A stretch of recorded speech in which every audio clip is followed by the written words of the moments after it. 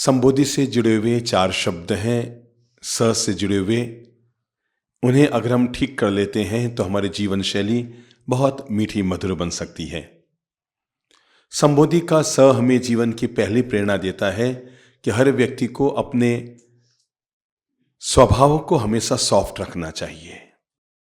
संबोधि का स हमें जीवन की पहली प्रेरणा दे रहा है, अपने स्वभाव को हमेशा नरम रखना चाहिए, क्योंकि गर्म स्वभाव का व्यक्ति न तो दूसरों को पसंद आता है और न ही अपने जीवन को मीठा मधुर और आनंद भरा जी सकता है। जब हम एक बार क्रोध और कषाय करते हैं तो शायद कई घंटों तक मानसिक तनाव में रहते हैं। जब हम एक बार क्रोध और कषाय करते हैं तो जिन संबंधों को बनाने में कई साल लग जाते हैं, हमारा थोड़ी देर का गुस्सा उन संबंधों पर पानी फेर देता है। जब हम एक बार गुस्सा कर लेते हैं तो हमारे कैरियर को चौपट होने में हम स्वयं मददगार बन जाते हैं। जब हम एक बार गुस्सा कर लेते हैं तो जिस भोजन को करके 24 घंटे में हम शक्ति प्राप्त करते हैं, वो शक्ति हम खत्म कर देते हैं। सच्चाई तो ये है, आपने हजारों बार मंदिर में जाके पूजा की, हजारों बार सामायिक की, सैकड़ों बार बैठ के ध्यान किया, पर अपने स्वभाव को अगर निर्मल न बना पाए, स्वभाव को अगर सॉफ्ट न बना पाए, तो शायद जैसे राख पर कोई लीपापोती करता है तो उसकी उम्र कितनी होती है? एक हवा का झोंका आएगा, थोड़ा पानी बहकर आएगा, वो लीपापोती भी बह जाएगी और राख भी बह जाएगी। तभी तो हम लोगों ने बहुत पहले सुन रखा है, मन ना रंगाए रंगाए जोगी कपड़ा, कि व्यक्ति अगर अपने मन की दशा को निर्मल न कर पाया है, भले ही वो भगवा कपड़े पहन ले कि सफेद कपड़े पहन ले या संत के गेरुए वस्त्र पहन ले, पर इससे व्यक्ति के जीवन में साधना नहीं आती। पाना नहीं जीवन को, बदलना है साधना, धुएं सा जीना व्यर्थ है, जलना है साधना। मुंड मुंडाना बहुत सरल, मन का मुंडन आसान नहीं, व्यर्थ बभूत रमाना तन पर, यदि भीतर का ज्ञान नहीं। पर की पीड़ा में मौम सा पिघलना है साधना, पाना नहीं जीवन को, चलना है साधना। मंदिर में हम बहुत गए पर मन यह मंदिर नहीं बना। मंदिर में हम बहुत गए पर मन यह मंदिर नहीं बना, व्यर्थ शिवालय में जाना जो मन शिव सुंदर नहीं बना। जग की पीड़ा में मौम सा पिघलना है साधना, पल पल समता में इस मन का ढलना है साधना, पाना नहीं जीवन को, बदलना है साधना। सच्चा पाठ तभी होगा, बोलो, सच्चा पाठ तभी होगा जब जीवन में पारायण हो, सांस सांस धड़कन धड़कन से जुड़ी हुई रामायण हो। सच्चा पाठ तभी होगा जब जीवन में पारायण हो, सांस सांस धड़कन धड़कन से जुड़ी हुई रामायण हो। प्रभु प्रेम पंथ पर जन जन का चलना है साधना, पाना नहीं जीवन को, बदलना है साधना। क्यों? क्योंकि धुएं सा जीना व्यर्थ है। क्या?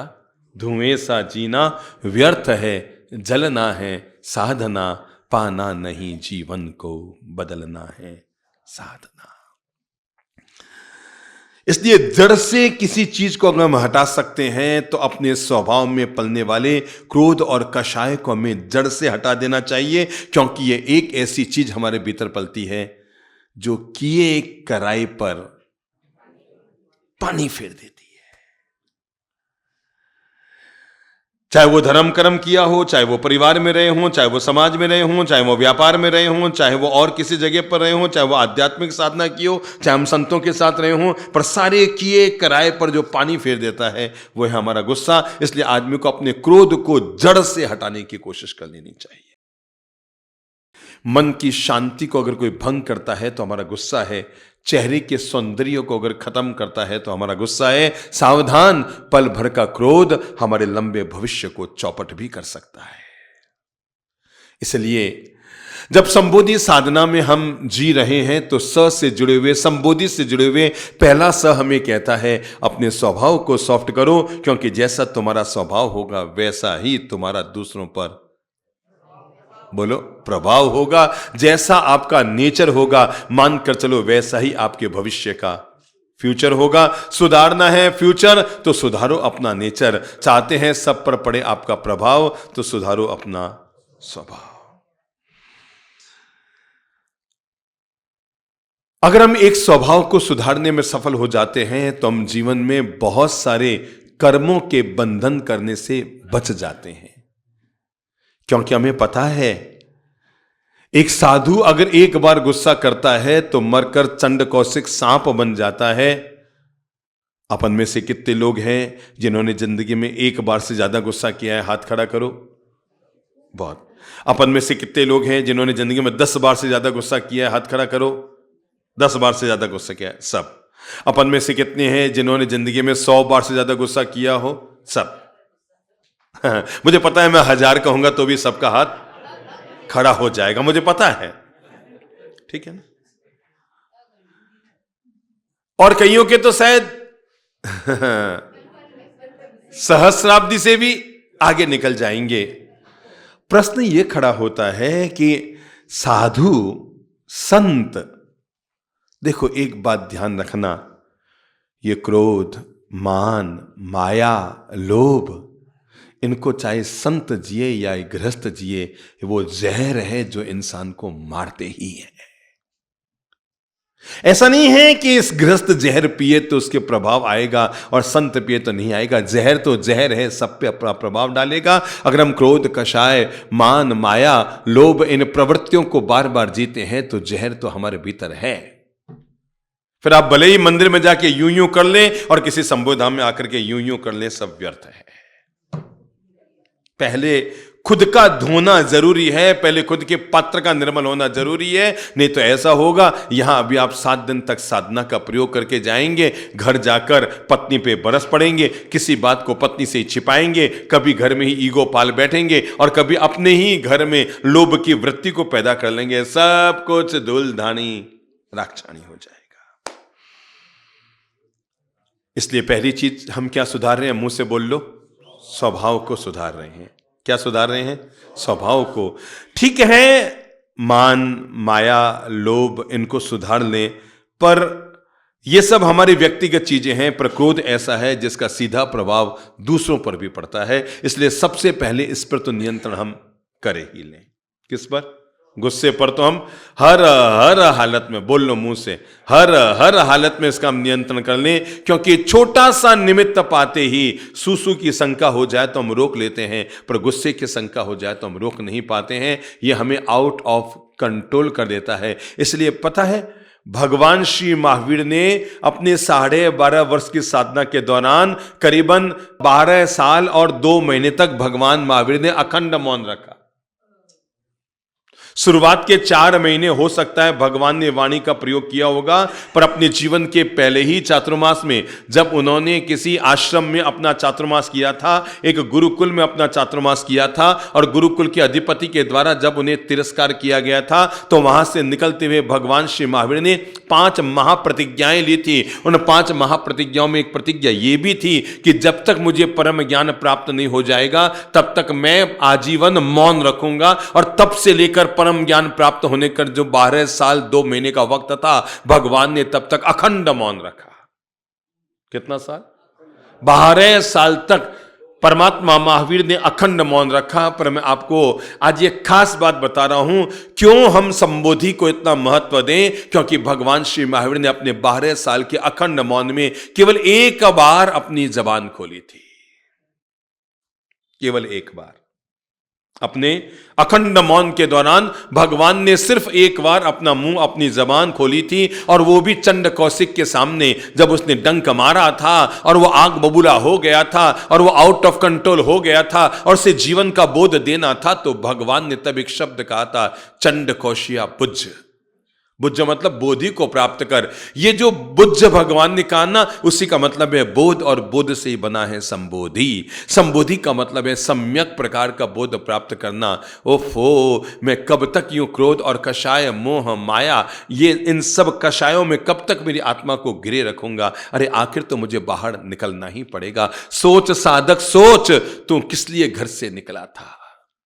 कभी कोई राजुल रथ नेमी जैसी आत्मा को जगाती है सोच, रथ नेमी सोच। अगर तुम इस तरह है, जब राजुल गिरनार की पगडंडियों से नीचे उतर रही है, तेज बारिश आ जाती है और उस तेज बारिश के दौरान उसके कपड़े सारे भीग जाते हैं और अपने कपड़ों को सुखाने के लिए, निचोड़ने के लिए एक गुफा में जाती है और अपने कपड़ों को उतार कर वो निचोड़ रही है। तभी देखती है कि गुफा में एक संत बैठा है जिसका नाम है रत्नेमी। राजुल को देखते वो कामासक्त हो जाता है और वो राजुल के पास आकर प्रणय का निवेदन करता है, इस जंगल में, इस गुफा में, इस अंधेरे में तू और मैं, अपने अलावा दुनिया में कोई नहीं है, किसी को पता नहीं लगेगा हम क्या कर रहे हैं। तब राजुल उन्हें ललकार कर कहती है, सोच साधक सोच। अगर इस तरह छोटे छोटे निमित्तों को पाकर तो अपने मन को यूं ही फिसलाता रहेगा तो अपने आत्म साधन और मुक्ति का बंदोबस्त कैसे करेगा। जीवन में फिसलने के निमित्त तो आते ही रहेंगे। अब अभी घर जाएंगे ना, घर जाते ही ऐसा लगेगा जैसे यहां पर तो कुछ अलग चीज थी और घर जाते ही परीक्षाओं का दौर शुरू हो जाएगा। अग्नि परीक्षा से आपको गुजरना पड़ेगा घर जाते ही, और उसके बाद भी आप वहां पर शांत प्रेम आनंद को अपने जीवन में जी लिए तो समझना कि आप संबोधि को साथ में लेकर गए हो। यहां जो आपने किया है वो संबोधि का अभ्यास है, और पत्नी जब झल्लाएगी और आप शांत रहेंगे तो संबोधि की साधना है। हो सकता है जाति वो बरस पड़े पर आप मत बरसना, आप फिर भी शांत रह जाना। संबोधि का स हमें जीवन की पहली सीख देता है। विपरीत वातावरण आने पर भी जो व्यक्ति अपने स्वभाव को सरल और सॉफ्ट बनाने में सफल हो जाता है वो जीवन का पहला सोपान पार कर लेता है। संबोधि का स हमें दूसरी सीख देता है जीवन में जोड़ने के लिए, वो है अपनी सोच को हमेशा अच्छा रखो। किसको अच्छा रखो? अपनी सोच को हमेशा अच्छा रखो। अगर ये एक चीज आपकी अच्छी और बेहतर है तो समझ लेना आपके जीवन के 90% मामले बिल्कुल ओके हैं। दुनिया में ऐसा कोई नहीं है जिसके जीवन में उठापटक ना आती हो, समझ लेना।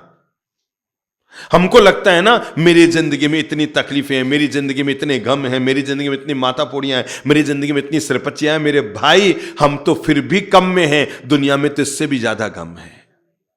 कैसे बताऊं आपको कि हम एक बार अजमेर में थे और एक बहन हमसे जुड़ी हुई थी। उनके 18 साल के जवान बेटे का स्वर्गवास हो गया था और वो एम्बिल की ओली कर रही थी और वो ओली में अपना कौर मुंह में डाल रही थी तो उसके कौर अंदर नहीं जा रहा था, वापस बाहर आ रहा था। बेटे की याद आ गई, आंख भर आ गई, वो कौर को अंदर नहीं निगल पा रही थी। पड़ोस में एक बूढ़ी माँ जी बैठी थी, उसने कहा बेटा क्या बात है, तू एम्बिल करने बैठी है, एक बार तो खाएगी, अब लुक्खा अन्न नहीं खाया जाता, खा ले, थोड़े चावल खा ले, दाल खा ले, पेट भरा रहेगा। उसने कहा नहीं माँ जी, लुखे और सूखे का सवाल नहीं है, मेरे बेटे का स्वर्गवास हो गया, उसकी याद आ गई। माँ जी ने कहा बेटा दुनिया में इतना गम है, तेरा गम बहुत कम है, तेरे एक बेटे का स्वर्गवास हुआ। बेटा मैंने अपनी कोख से 7 बेटों को जन्म दिया पर आज मैं दुनिया में अकेली हूं, 7 बेटे दुनिया से चले गए। इसलिए आपको जब भी लगे ना मेरी जिंदगी में इतना गम है, आपको लेगा अरे जब दुनिया को आप झांकेंगे तो लेगा कि ओफो। इसलिए दुनिया में ऐसा कोई नहीं है जिसके जीवन में कोई उठापटक ना हो। अपने विचार शैली को हमेशा पॉजिटिव रखिए। लोहे को बर्बाद करता है जंग, बोलो, और आदमी को बर्बाद करती है उसकी सोच की छोटी तंग। जो तंग सोच होती है ना वो आदमी को बर्बाद करती है। एक होती है अच्छी सोच, एक होती है ओछी सोच। फर्क समझ रहे हैं? एक होती है अच्छी सोच, एक होती है ओछी सोच। आदमी को हमेशा अच्छी सोच रखनी चाहिए। संबोधि धाम से जब हम प्रस्थान करेंगे कल तो हम इस बात को अपने दिमाग में लेकर जाएंगे कि मैं अपने दिलो दिमाग में कभी भी नेगेटिव सोच नहीं रखूंगा, मैं कभी किसी की खामी नहीं देखूंगा, मैं हमेशा दूसरों की खासियत देखूंगा। जैसी हमारी सोच होगी, देखो भाई किसान के हाथ में मिट्टी है, उसके हाथ से मंगल कलश भी बन सकता है, उसके हाथ से ठंडे पानी का घड़ा भी बन सकता है, उसके हाथ से चिलम भी बन सकती है।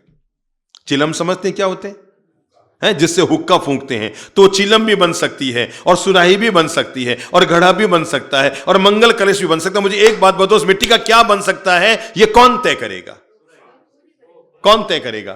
कुम्हार तय करेगा। कुम्हार को क्या करना है ये कौन तय करेगा? उसकी सोच तय करेगी मुझे सुराही बनानी है या मंगल कलश बनाना है। बनाया था किसी किसान ने, एक पर एक चिलम को बनाता जा रहा था, बनाता जा रहा था, बनाता जा रहा था। और जब उसने 10 चिलमें बना दी, उसे पता था कलश से इतनी आमदनी नहीं होगी, सुराही से, घड़े से इतनी आमदनी नहीं होगी जितनी चिलम से आमदनी होगी। जब वो 10 चिलम बना चुका था तो मिट्टी बोल पड़ी और कहा कि रे कुम्हार, तुझे पता नहीं तू पैसे के लोभ में क्या कर रहा है। तू जो बना रहा है मैं भी जलूंगी और दूसरों की जिंदगी भी जलेगी। अगर तू बना सकता है तो मेरा घड़ा बना, ताकि मैं भी शीतल रहूंगी और दूसरों को भी शीतल जल प्रदान करने का सौभाग्य हासिल कर सकूं। जैसी आदमी की सोच होगी, आदमी वैसा ही निर्माण करेगा। जिंदगी में किसी भी इंसान के पास 3 माइंड तो होना ही चाहिए। Number 1 powerful mind, number 2 peaceful mind, number 3 positive mind. कौन कौन से mind? Number 1 powerful mind, number 2 peaceful mind, number 3 positive mind. शक्तिशाली जिंदगी, शक्तिमान जिंदगी, शांत जिंदगी और सकारात्मक जिंदगी। ये 3 तत्व तो इंसान के पास होने ही चाहिए। इसलिए संबोधि का स हमें जीवन की दूसरा पाठ पढ़ाता है और वो है तय कर लो, मैं अपनी सोच को हमेशा बड़ा रखूंगा। हमारी वो कहानी है ना, कभी भूलना मत कि बड़ी सोच इंसान के जीवन में क्या परिणाम करती है। कि जब एक बच्चे का बर्थडे है और बच्चा घर से निकलता है और मां कहती है कि 5 का नोट लेकर जा, रास्ते में भगवान का मंदिर आएगा, मंदिर में चढ़ा। और जब वो मंदिर में जाता है, 5 का नोट चढ़ाता है, बाहर आता है। कहानी यहां से शुरू होती है। जैसे ही बाहर आता है तो देखकर चौंक पड़ता है, मंदिर के बाहर एक महंगी चमचमाती न्यू ब्रांड कार खड़ी है। बच्चा जब उस नई कार को देखता है, महंगी कार को देखता है, स्कूल जाना भूल जाता है और कार का आनंद लेने लगता है। यूं हाथ फेरता है, वाओ क्या सॉफ्ट है अंदर, ओ भाई क्या झकास, क्या मस्त कार है। वो तो यूं यूं यूं यूं कर रहा है और इतने में कार का मालिक मंदिर से निकलता है। अरे क्या कर रहा है? नहीं अंकल आपकी कार बड़ी सुंदर है ना, कार को देख रहा हूं। अच्छा तुझे कार अरे अंकल झकास, क्या झकास, क्या मस्त कार लेकर आए हैं। तारीफ तो सबको अच्छी लगती है ना। किसी महिला ने 3000 की साड़ी पहन रखी हो और कोई भी पूछे ही नहीं कि कहां से लाए, कहां से लाए, उसे लगता है यार 300 की पहन लेते क्या फर्क पड़ता था। वे महंगी साड़ी किस लिए पहनी जाती है? किस लिए? ताकि लोग पूछे भाई कौन सी दुकान से लाए, कहां से लाए, किधर से लाए, है ना। एक आदमी बड़ा सुस्त था तो दोस्त ने पूछा क्या बात है तू सुस्त? अरे यार क्या बताऊं, पत्नी आज बाजार में गई, 10,000 की साड़ी खरीद के लिया है।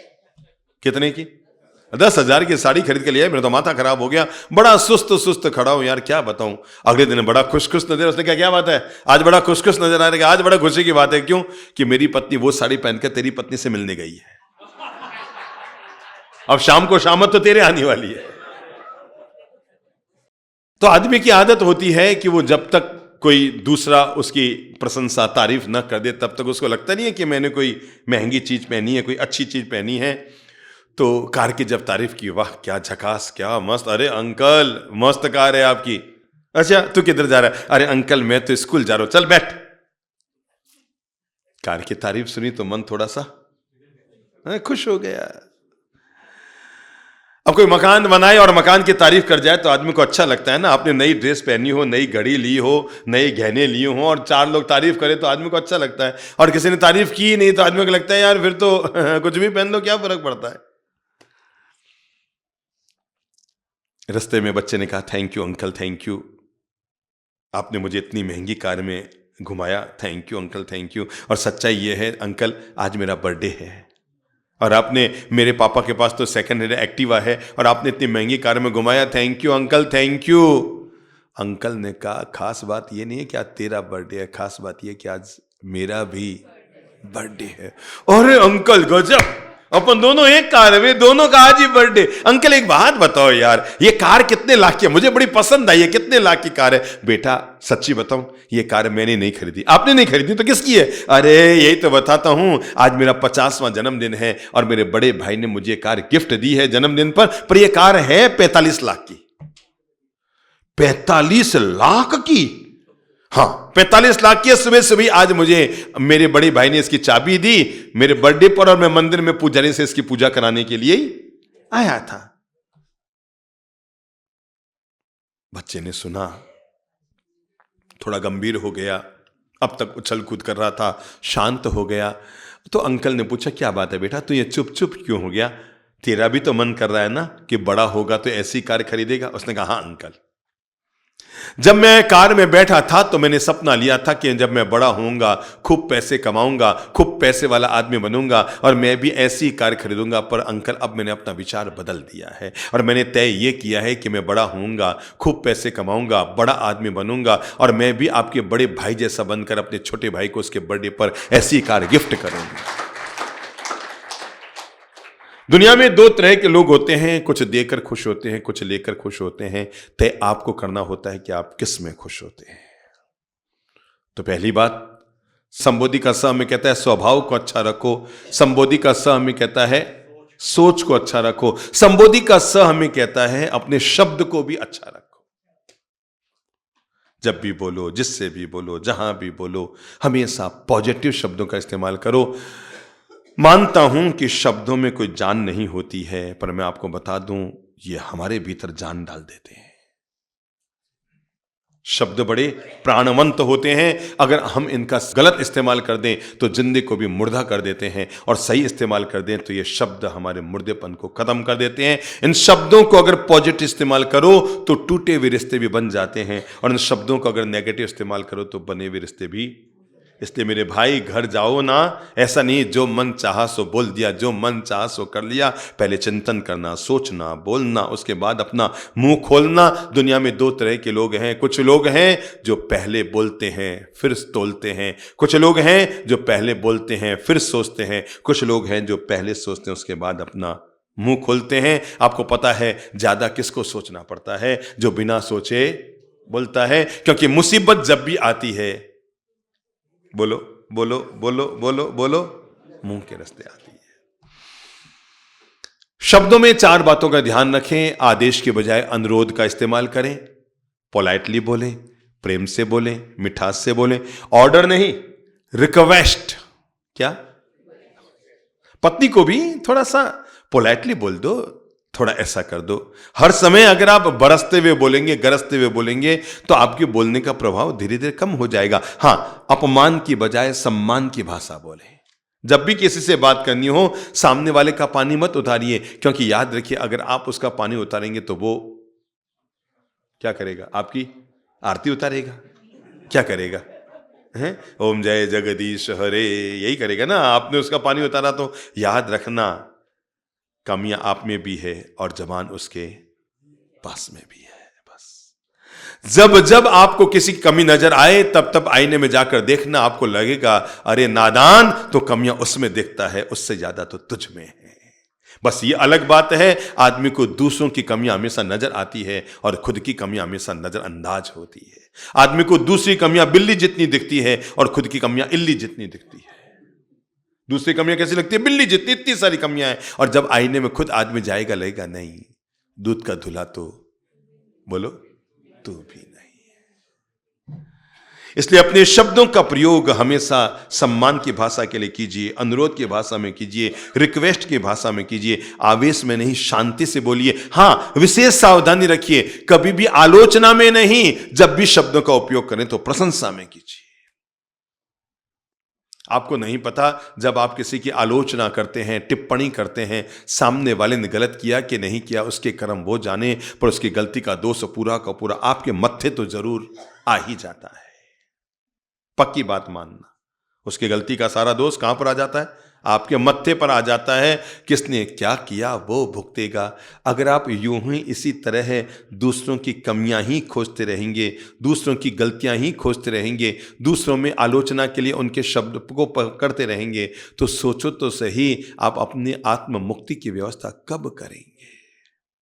यूं अगर आप दूसरों की कमियों के बखान करते रहेंगे, वो ऐसा है, वो ऐसा है, वो ऐसा है, वो ऐसा है। किया था राजा ने कभी ब्राह्मणों के भोज का आयोजन, और ब्राह्मणों के भोज के आयोजन के लिए उसने रसोइयों को भी बुलाया था, और बुला करके उसने कहा था कि आज ब्राह्मणों को मैं भरपेट खाना खिलाऊंगा, ऊपर से 100-100 रुपये की दक्षिणा भी दूंगा। ब्राह्मणों के लिए खीर बनाई जाए, 100-100 ब्राह्मणों के लिए खीर बनी। रसोइये खीर बना रहे थे कि ऊपर से एक बाज, एक चील अपने मुंह में मरे हुए सांप को लेकर जा रही थी। पता नहीं जैसे ही वो हवा से निकल रही थी, उसका मुंह खुला, सांप नीचे गिरा, और उधर वो खीर पक रही थी, और वो सांप आके खीर में गिर गया। वो सांप आके खीर में गिर गया, खीर के साथ पक गया, सांप नीचे चला गया। ब्राह्मणों ने खीर खाई, ब्राह्मण सारे मर गए। पूरे शहर में राजा की बदनामी हुई, ये ब्राह्मणों का हत्यारा है, इसने ब्राह्मणों को मारा है, इसने ब्राह्मणों को मारा है। बात यही खत्म नहीं हुई, बात पहुंच गई यमराज तक, और यमलोक में जाकर अब निर्णय इस बात का होने लगा कि इसका वास्तविक हत्यारा कौन। चील जो मुंह में सांप पकड़ कर गई, उसको तो पता ही नहीं कि सांप कहां जाके गिरा, उसका तो बेचारे का भोजन चला गया हाथ से। सांप, अरे वो तो वैसे ही बेचारा अधमरा था, उसको तो पता ही नहीं मैं कहां जाके, उसकी तो खुद की मौत हो गई। रसोई को तो पता ही नहीं कि सांप इसमें आके गिर गया, वो तो खीर बन, और राजा, उसको लेन देन ही नहीं है बेचारे उस आदमी को। वो तो अपना 100 रुपया खर्चा भी कर रहा है, दूध भी मंगाया है, रसोइयों का वेतन भी दिया है, उसने तो बहुत पवित्र भाव से बनाया, तो इसका पाप किसके मत्थे चढ़ा जाए। दिक्कत यह हुई, इसका पाप रसोइये के मत्थे, चील के मत्थे, सांप के मत्थे, राजा के मत्थे, किसके मत्थे। राजा को इतनी पीड़ा हुई, इतनी पीड़ा हुई, इतनी पीड़ा हुई कि वो नगर को छोड़ के निकल गया बाहर जंगल में। उसको इतनी आत्मग्लानि हुई कि मेरे कारण 100-100 ब्राह्मण मर गए और इस तरह जहरीला भोजन चला गया। उसको इतनी ग्लानि हुई, इतनी ग्लानि हुई, वो शहर छोड़ के निकल गया। यमराज जी ने चित्रगुप्त को कार्य सौंपा कि जाओ और पता करके आओ कि यह पाप कहीं ना कहीं तो डालना पड़ेगा, किसी ने किसी के खाते में डालना पड़ेगा। किसके खाते में डालूं? तुम जाओ उस नगर में। चित्रगुप्त को भेजा, चित्रगुप्त उस नगर में आया और आकर के तलाश करने लगा कि आखिर कौन है जिसके मत्थे ये पाप चढ़ाया जाए। नगर में घुसा, सोचने लगा राजा को, नहीं नहीं नहीं नहीं नहीं, सोचने लगा रसोइये को, नहीं नहीं नहीं उसका कहां दोष है। सोचने लगा चील का काम है, चील नहीं गिराती, नहीं नहीं उसका बेचारे वो तो खुद ही भूखी मर गई। नहीं नहीं सांप को तो पता ही नहीं है, उसकी तो खुद की जान चली गई। वो अंदर घुसा नगर में, और घुसते ही एक महिला से पूछा, अजी वो नगर का राजा है ना जिसने ब्राह्मणों को खाना खिलाया, पता है वो कहां है? अरे वो राजा क्या जिसने 100-100 ब्राह्मणों को मार दिया? क्या कहा? वो राजा जिसने अरे वो तो शहर छोड़ के भाग गया, उसने 100-100 ब्राह्मणों को मार दिया था। चित्रगुप्त को लगा ये सारा पाप इसी के मत्थे डाल दो। इसको पता भी नहीं है कि राजा ने मारा कि नहीं मारा, तब भी ये राजा के मत्थे पे डाल रही है। जो व्यक्ति बिना सोचे समझे किसी की भी दोष को किसी के मत्थे डाल देता है, वो दूसरा व्यक्ति दोष मुक्त हो जाता है, और चित्रगुप्त हमेशा उसी के मत्थे पे दोष डाल देता है। और उस औरत के मत्थे पर 100 ब्राह्मणों को मारने का दोषारोपण हो गया। चित्रगुप्त ने उसके माथे पर डाल दिया कि असली दोषी ये है जिसको पता ही नहीं है, तब भी किसी और को दोषी ठहरा रही है। इसलिए इन शब्दों से कभी किसी की आलोचना मत कीजिए। हां, ध्यान रखिएगा, जब भी बोलो ना, कभी भी सुलगाने वाली भाषा मत बोलना। जब भी बोलो तो सुलझाने वाली भाषा बोलना। बोलो मुंह से, सुलगाने वाली नहीं, सुलझाने वाली भाषा बोलना। यही शब्द है जो रिश्तों को खराब कर देते हैं, यही शब्द है जो टूटे हुए रिश्तों को जोड़ देते हैं। इसलिए संबोधि का स कहता है स्वभाव को सॉफ्ट रखो। संबोधि का स कहता है सोच को सकारात्मक रखो। संबोधि का स कहता है शब्द हमेशा मीठे रखो। और संबोधि का स कहता है अपने संबंधों को हमेशा अच्छा रखो। अपने दृष्टिकोण को बड़ा रखिए, अपने नजरिए को बड़ा रखिए। जरूरी है, अगर आपके घर में बड़े बुजुर्ग हैं, उनके प्रति अपनी जवाबदारियों को पूरा कीजिए। संबंधों को हवा में मत आने दीजिए। पूछा था एक पत्नी ने अपने पति से कि तुम मुझे ज्यादा पसंद करते हो या अपनी मां को ज्यादा पसंद करते हो? क्या पूछा? तुम मुझे पसंद करते हो या अपनी मां को ज्यादा पसंद करते हो? उसने कहा मैं अपनी मां को ज्यादा पसंद करता हूं। पत्नी ने कहा मुझे पहले ही पता, तुम ममाज बॉय हो। मुझे पहले ही पता था तुम्हें माई अच्छी लगती है, मैं अच्छी नहीं लगती, मुझे पता था, मैंने इसलिए तुमको पूछा। उसने कहा मैंने तुम इसलिए ऐसा कहा ताकि एक दिन जब तुम्हारे बेटे को उसकी पत्नी पूछे तब वो भी यही जवाब दे। मैंने इसलिए कहा है क्योंकि एक दिन तुम्हारे बेटे को भी तुम्हारी पत्नी पूछेगी और ये सामने खड़ा है और ये भी उस समय यही कहे कि मुझे मां अच्छी लगती है। मैंने तुम्हारे भविष्य के लिए वर्तमान में ये शब्द कहे। खींचा था एक आदमी ने अपनी फैमिली का फोटो और खींचकर व्हाट्सएप और फेसबुक में डाला था। बेटे ने जैसे ही फोटो देखा, नीचे लिखा था माई फैमिली। क्या लिखा था? My family. और फैमिली में 4 लोग थे, बच्चे की बहन छोटी वाली, वो खुद, उसकी मम्मी और उसके पापा। तो उसने पापा से कहा पापा इसमें दादा दादी तो है? बेटा ये माई फैमिली है। क्या है? ये माई फैमिली है, इसमें तुम और हम होंगे, इसमें दादा दादी। ओ, तो मेरी जब शादी हो जाएगी तो उसमें से आपका फोटो भी गायब हो जाएगा, माई फैमिली में मैं और मेरे बच्चे आ जाएंगे। संबंधों के प्रति हमेशा जागरूक रहिए। स्वार्थ से भरे जो लोग रिश्ते रखते हैं उनके रिश्ते हमेशा आज नहीं तो कल फीके पड़ जाते हैं। रिश्तों को हमेशा निस्वार्थ निभाने की कोशिश कीजिए। सुख में काम आए वो रिश्ता होता है, पर जो दुख में काम आए वो फरिश्ता होता है। इसलिए संबोधि का स हमें कहता है अपने संबंधों के प्रति हमेशा सावधान रहो। संबंधों को हमेशा मीठा रखो, संबंधों को हमेशा पॉजिटिव रखो। कभी किसी से बोलचाल बंद मत करो, कभी किसी के आना जाना बंद मत करो, कभी भी किसी के प्रति भी गांठ मत बांधो। क्योंकि मन की अगर गांठ होगी ना तो जीवन में आगे नहीं बढ़ पाओगे। अरे आप सोचो तो सही कि जिस धागे में गांठ लगी हो वो सुई में नहीं जाता है। जिस धागे में गांठ लगी हो वो सुई में नहीं जाता है। जिस आत्मा के गांठ बंधी हो वो मोक्ष में नहीं जाता है। बस धागा लगी हुई गांठ कभी सुई के अंदर नहीं जा सकती और गांठ लगी चेतना कभी मोक्ष में नहीं जा सकती।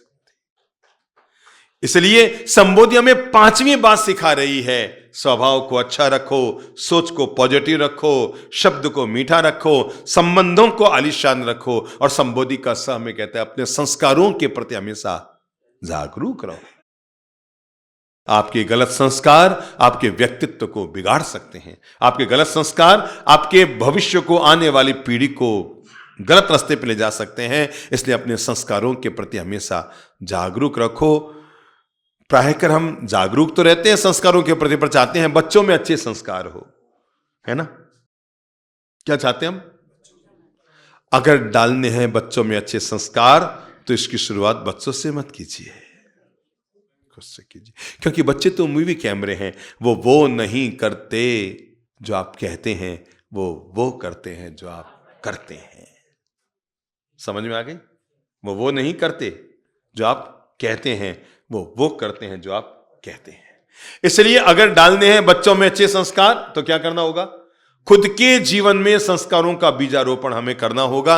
अच्छा होगा हम अपनी नैतिकता, अपने संस्कार, अपनी चरित्र के प्रति बहुत सावधान रहें और एक निर्मल जीवन के मालिक बनने की हम कोशिश करें।